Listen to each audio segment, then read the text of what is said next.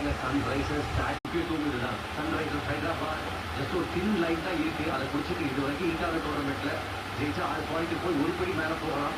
But Mumbai Indians இந்த போட்டி ஜெயிச்சா 10ல் இருப்பாங்க.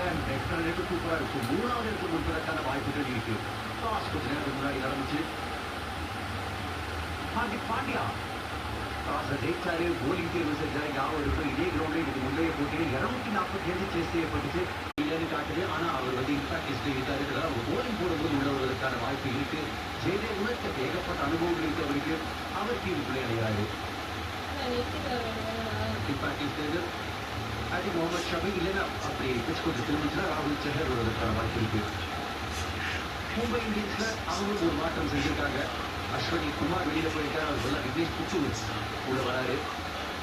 டீம் கூட மற்றபடி ஒரு செட்டில் சைட், யூனிஃபார்ம் சைட்.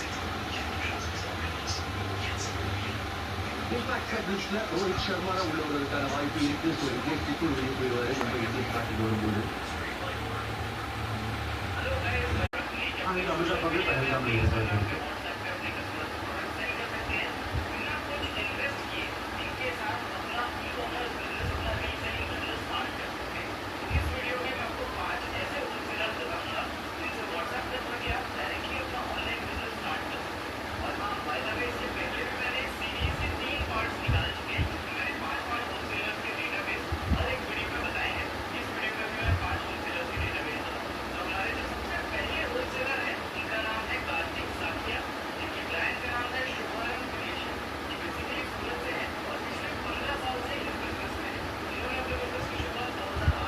பார்த்தியா நிற்கிறாங்க. பார்த்தியா டிவி பாரு, டிவி பாரு, டிவியை பாரு, நிற்கிறாங்க பாருலாம்.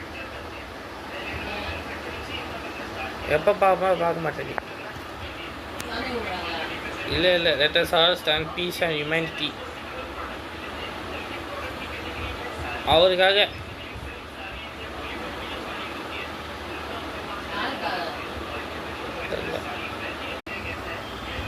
பஹல்காம்ல நேற்றுக்கு ஒரு தீவிர சம்பவம் நடந்துச்சு. அந்த தாக்குதலுக்கு வலியானவர்களுக்கு அஞ்சலி செலுத்தும் விதமாக